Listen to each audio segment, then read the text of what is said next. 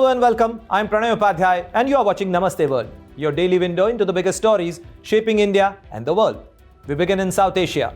Bangladesh votes on February 12th in its first post-Hasina election as new alliance battle to shape the nation's future. India is poised for a major Rafale decision, reshaping air power, sending a clear signal to Pakistan and China ahead of Macron's visit. Bangladesh votes on July charter referendum that could rewrite its constitution, but critics warn it may deepen political divisions. And the biggest news of the day, Donald Trump has declared a national emergency and moved to choke Cuba's oil supply, escalating pressure on Havana's government. All that and more. Global flashpoints, power plays, and the stories that matter. Coming up in this edition of Namaste World. In a bold escalation of US foreign policy, President Donald Trump has imposed measures effectively making a quarantine around Cuba from vital oil supplies. Building on his recent naval blockade around Venezuela since December 2025 and taking out President Nicolas Maduro has impacted the key energy supply lines of Cuba. Trump signed an executive order recently declaring a national emergency over Cuba's threats to US security, citing Cuba's alliance with Russia, China, Iran, and groups like Hamas and Hezbollah, plus human rights abuses and regional destabilization. The order authorizes tariffs on goods from any nation directly or indirectly providing oil to the Cuban regime. Cuba is facing a dire oil shortage. White House stated that this is zero tolerance for the depredations of the communist Cuban regime. According to reports that the administration is considering a full naval blockade on Cuban oil imports, these steps aim to cripple the economy and push for democratic change. Critics warn of humanitarian fallout, but President Donald Trump insists that it's essential for American safety. Bangladesh heads into a pivotal election on February 12th. It's first since Sheikh Hasina's dramatic fall and exile. With the Awami League barred, old rivalries have vanished, new alliances have emerged, and the military-backed interim setup looms large. Will this vote deliver stability or trigger fresh uncertainty? Here's a report by Farhan Khan.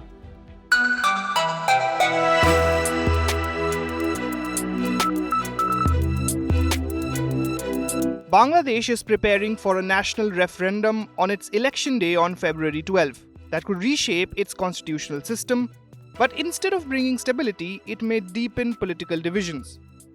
At the center of the debate is the proposed July Charter, a reform blueprint introduced after last year's mass uprising that removed Sheikh Hasina's government.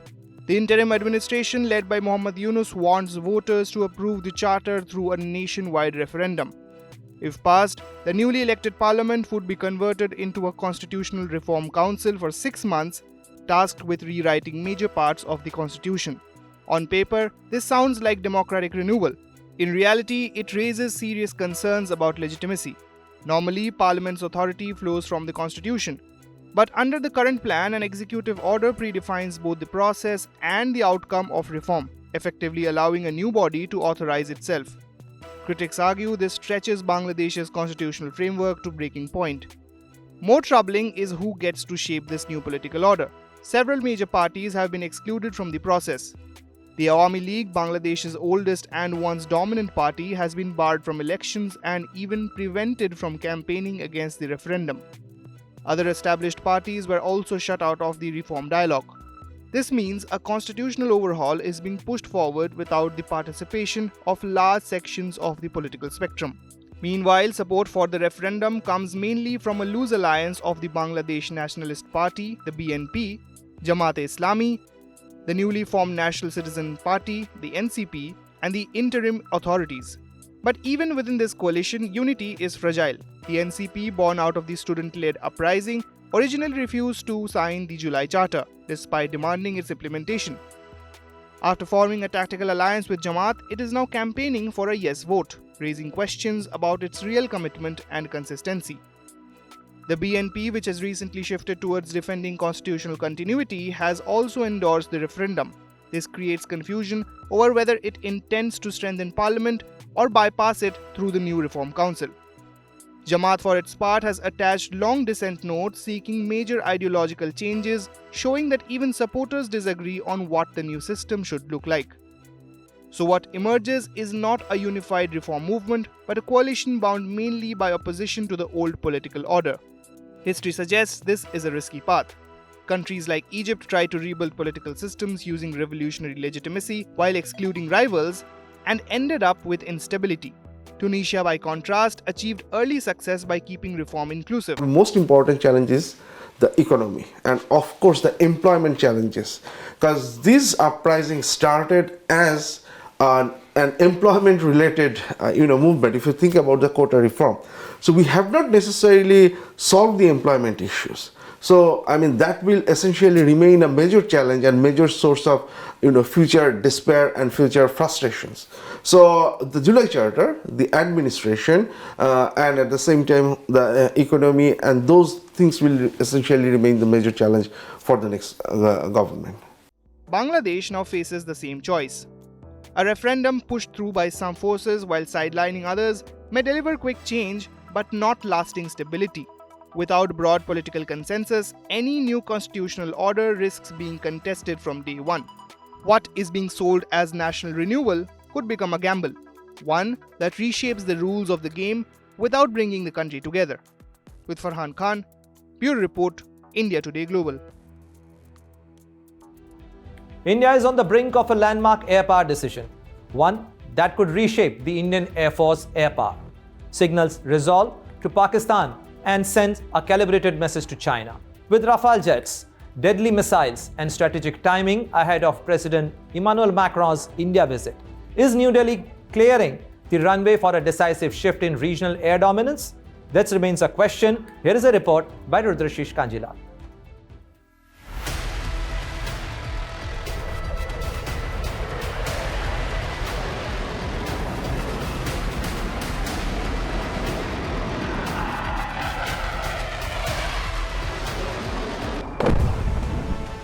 India is preparing to make one of its biggest air power decisions in decades. A deal that reshapes the Indian Air Force. A signal sent to Pakistan. A message aimed squarely at China. And all of it unfolding just days before French President Emmanuel Macron lands in India. Sources tell India Today TV that Defence Acquisition Council is likely to clear the long-awaited proposal to acquire 114 Rafale fighter jets from France. The meeting, chaired by Defence Minister Rajnath Singh, could grant the crucial acceptance of necessity, the formal green light that pushes the program into negotiations.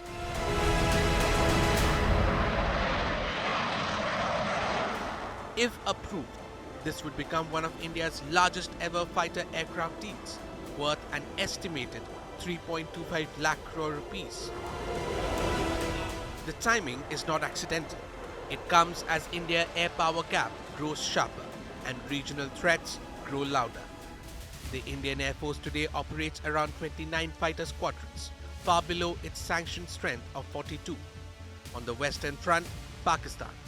On the northern front, China, and increasingly coordination between the two. Defense planners see the Rafale as a force multiplier, not just another jet, but a platform that changes the battlefield. Under the proposed plan, 18 Rafales will be bought in flyaway condition, while the rest will be manufactured in India. Nearly 80% of the fleet is expected to be built domestically, with indigenous content touching 60% under the Make in India framework. The configuration includes 88 single-seat fighters and 26 twin-seat variants. Dassault Aviation is expected to partner with Indian private firms for local assembly and production. This is not just a purchase, it is an industrial and strategic alignment. But the jets are only one part of the story. The weapons they carry may matter even more. India and France are also moving closer to sealing a 3,200 crore deal for Scalp cruise missiles, a weapon already battle-tested by the Indian Air Force. Last year, during Operation Sindoor,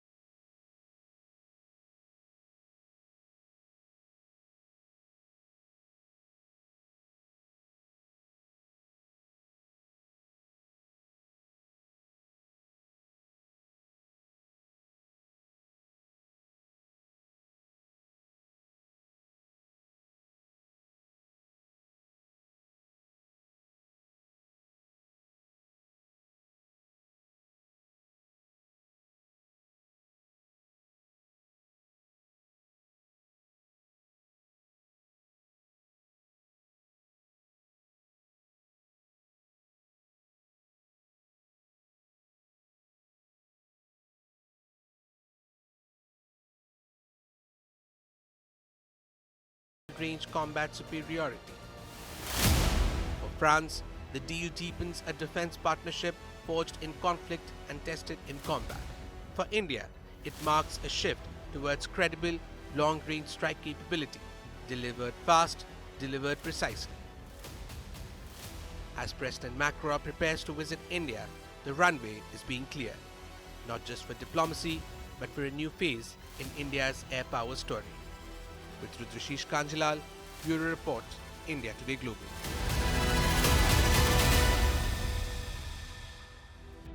Bangladesh is heading for a high-stakes referendum on February 12 that could rewrite its constitution in the name of reform. Backed by an interim regime and a fractured political coalition, the July Charter promises renewal, but critics warn it sidelines key voices. Will this vote stabilize Bangladesh or deepen its political fault lines? Here's a report by Farhan Khan.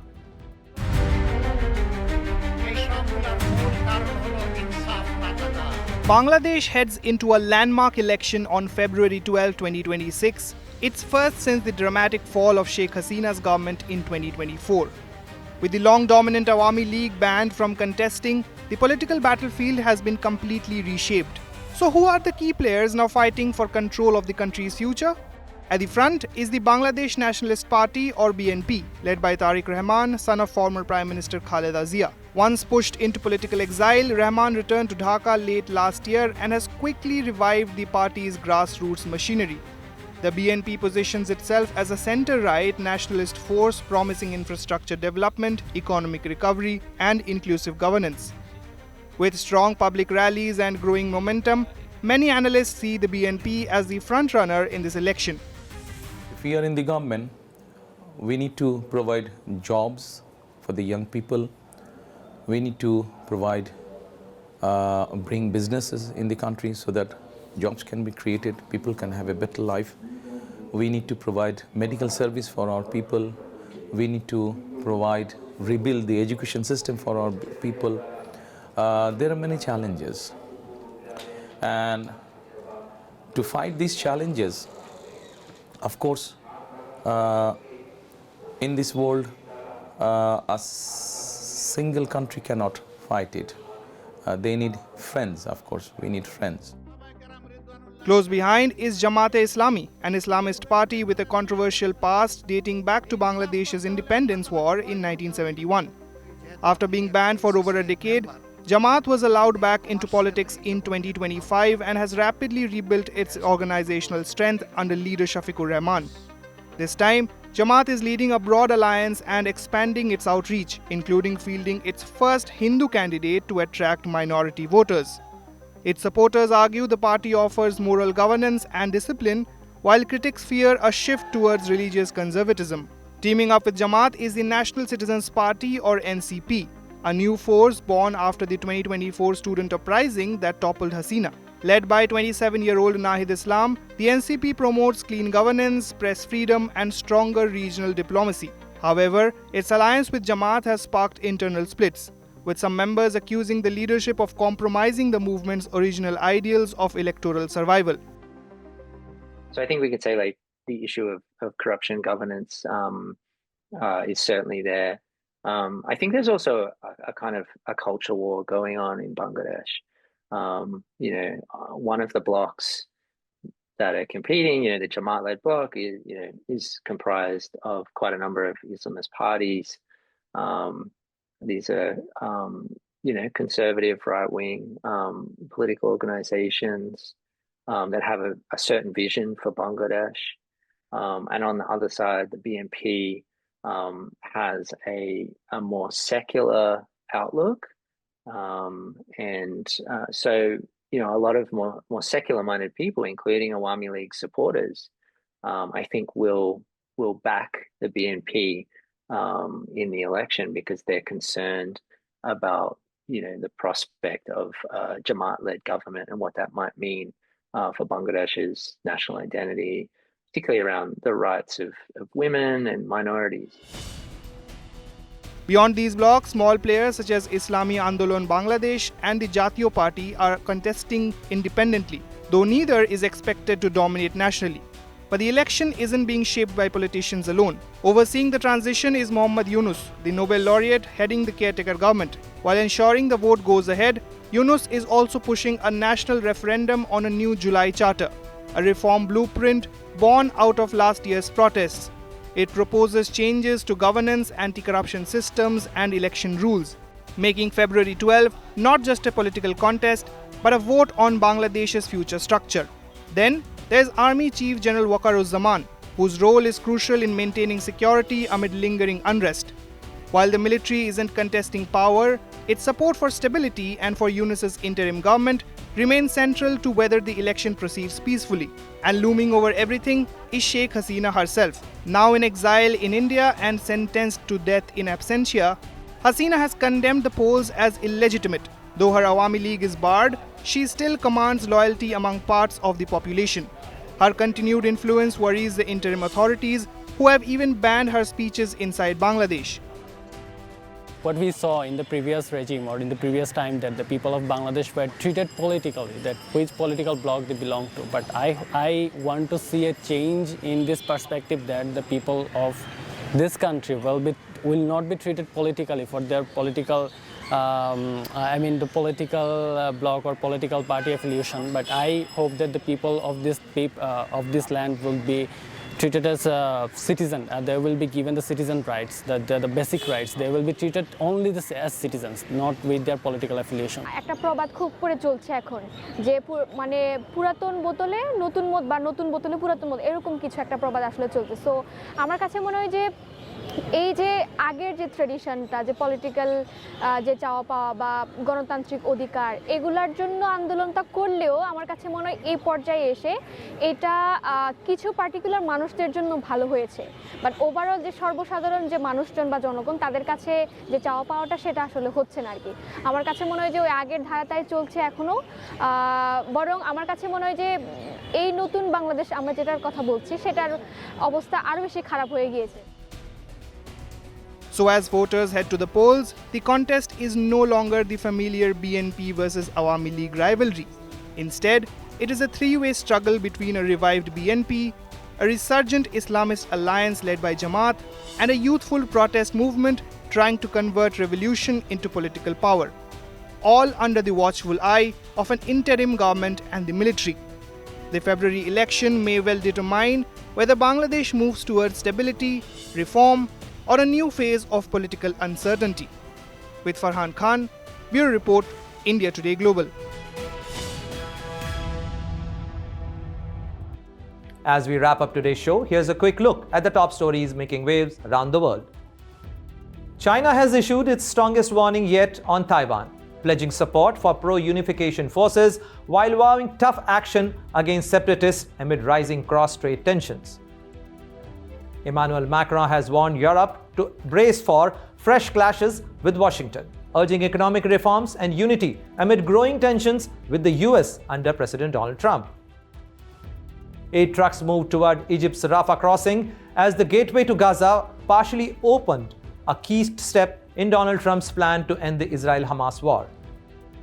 And that brings us to the end of today's edition of Namaste World. From breakthrough in technology and business to political developments and natural disasters. Stay tuned as we bring you the latest updates, key developments and more from New Delhi to New York. See you again tomorrow, same time, right here on Namaste World.